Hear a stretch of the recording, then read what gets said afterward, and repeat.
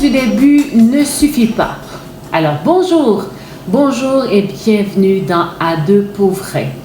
Aujourd'hui, on va parler de moments que presque tout le monde vit, mais que très peu de gens comprennent en profondeur.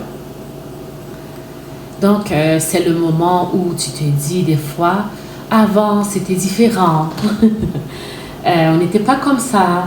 Ce que tu ressens, tu sais, c'est normal.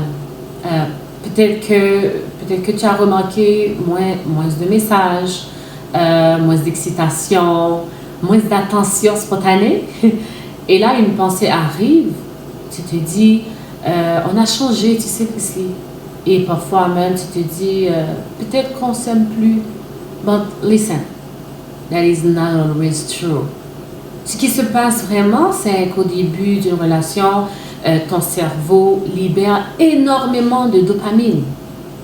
C'est l'hormone du plaisir, de la nouveauté, de l'excitation. C'est pour ça que tu penses à la personne tout le temps. Tu ressens un manque, tu es comme high émotionnellement. So you feel addicted in a good way, alright, in a good way. So prenons cette mise en situation. Il y a un homme qui regarde souvent son téléphone. À toutes les 5 minutes, la personne regarde son téléphone parce que l'homme attend un message. Il est amoureux, il attend que sa copine lui envoie un message. Et quand il reçoit le message, il sourit. Il sourit, il y a son cœur qui accélère, il est content, il est devenu tout rouge. Et après quelques mois de fréquentation, quelques mois plus tard, le téléphone sonne. Il regarde, puis il dit « Ah, je vais répondre un peu plus tard. » Donc, qu'est-ce que cette scène nous laisse comprendre, selon toi? Ce n'est pas qu'il n'aime plus sa copine, c'est que son système émotionnel s'est stabilisé. Ceci dit, on doit éviter ce qu'on appelle l'illusion dangereuse. Car le problème, c'est que beaucoup de gens pensent « Oh, si je ne ressens plus comme avant, c'est que ce n'est plus la bonne personne. » Mais ça, c'est une erreur. Oui, c'est une erreur. Parce que l'intensité du début n'est pas faite pour durer. Sinon, tu serais épuisé émotionnellement. De ce fait, il y a une transition importante à prendre en considération.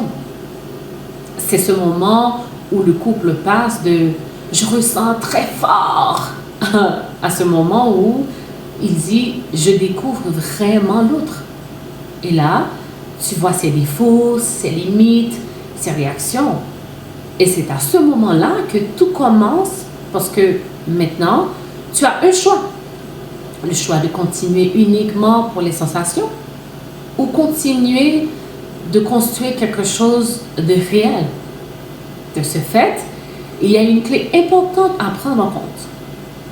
L'amour du début te donne l'élan, mais il ne te donne pas la solidité.